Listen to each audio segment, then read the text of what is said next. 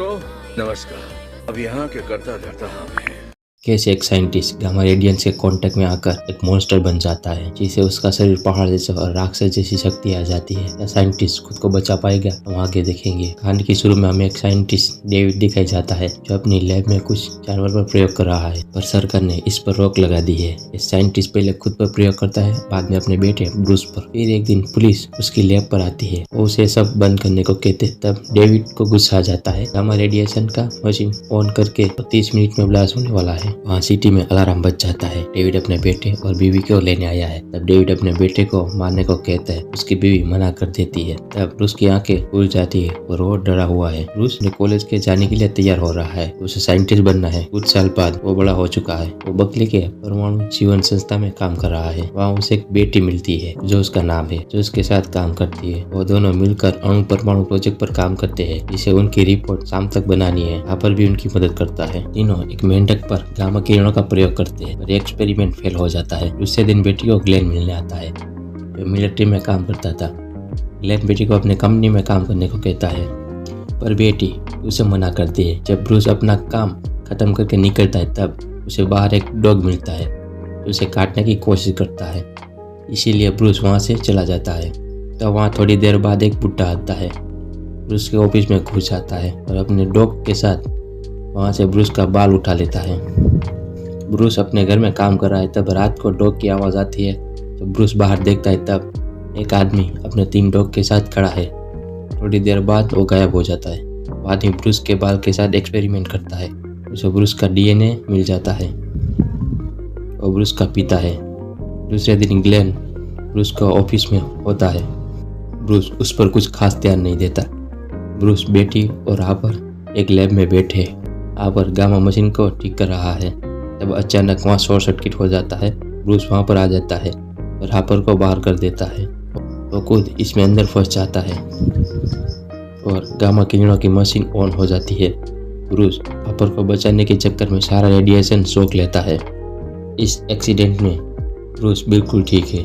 उसके घुटने का दर्द भी ठीक हो चुका है।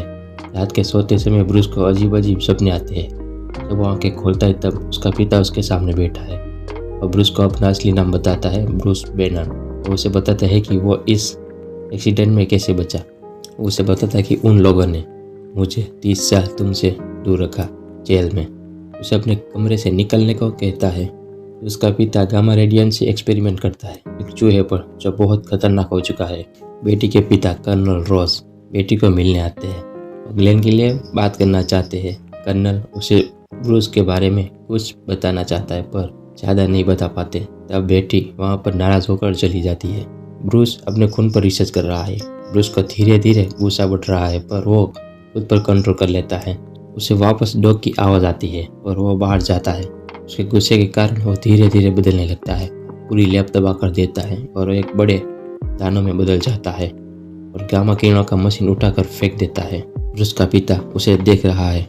ब्रूस उसके पास जाता है और छत तोड़कर वहाँ से भाग जाता है। दूसरे दिन बेटी ब्रूस के घर पर आती है। ब्रूस अपने रूम में सोया हुआ है और उसे कुछ भी याद नहीं। ब्रूस उसे कहता है कि वो अजीब सा आदमी अपने डॉग के साथ होता है, जो मेरा पिता कहता है। तब वहाँ पर कर्नल रॉस आता है और वो बेटी को बाहर भेज देता है। बेटी उस आदमी के बारे में पता करती है और उसके पास जाती है उसे मिलने के लिए।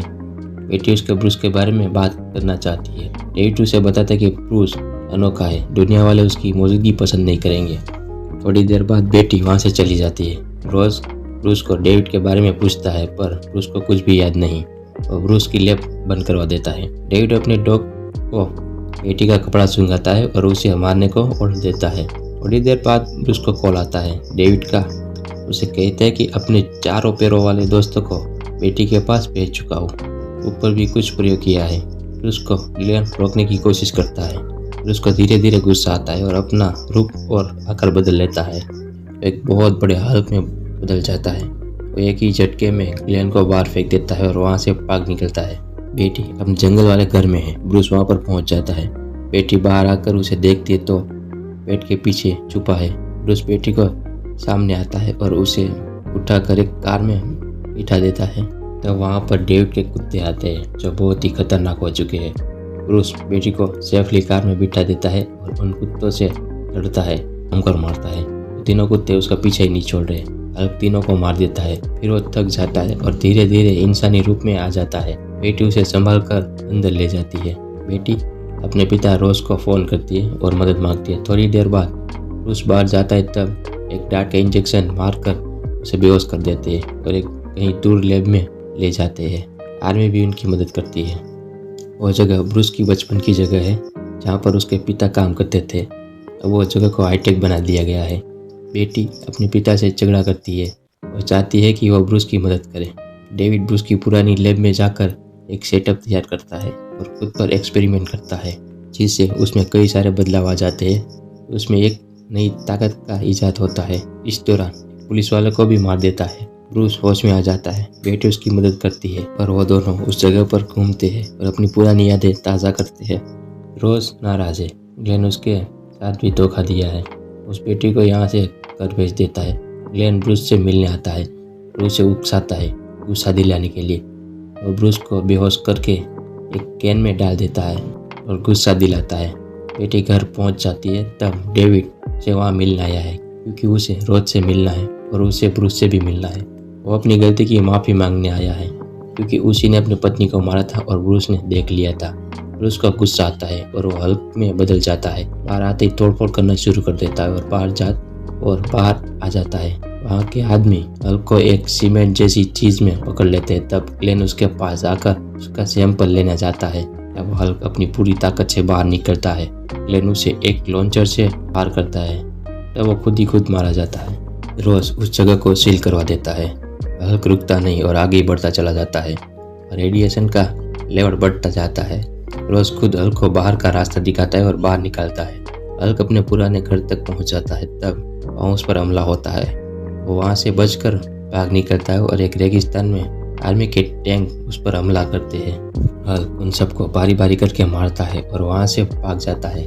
रोज प्रेसिडेंट से इजाज़त मांगता है सारी हथियार यूज़ करने के लिए, पर हल्क आगे ही बढ़ता जा रहा है। रोज अपनी आर्मी इकट्ठा कर रहा है और लोग हल्क को ढूंढकर उस पर हमला करते हैं। हल्क भी उन पर हमला करता है और कई सारे चॉपर को गिरा देता है। वो उनसे बचकर भागता रहता है। वो लोग उसे पत्थर में दबा देते पर वो अभी भी जिंदा है। हल्क घर की तरफ जा रहा है। एयरफोर्स उस पर अब भी हमला जारी रखते हैं। हल्क एक छत पर चढ़ जाता है और आसमान की सैर करता है और नीचे गिरने लगता है और पानी में गिर जाता है। एयरफोर्स वाले पानी में हमला जारी रखते हैं।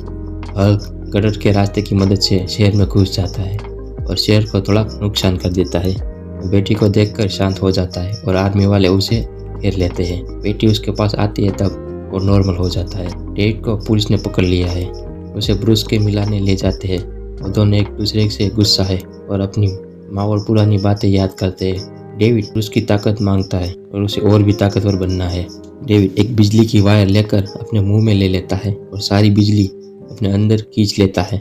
तब ब्रूस भी हल्क में बदल जाता है और वो दोनों उठकर कहीं दूर जाकर गिरते हैं और लड़ते हैं। डेविड के पास रूप बदलने की शक्ति है और वो हर चीज से रूप बदल कर हल्क को मारता है और दोनों मिलकर पर्यावरण की शक्ति सोख लेते हैं। पर डेविड हल्क की ताकत को संभाल नहीं पाता। उस दौरान रोज परमाणु हमला करवाता है, उन दोनों को तबाह कर देता है।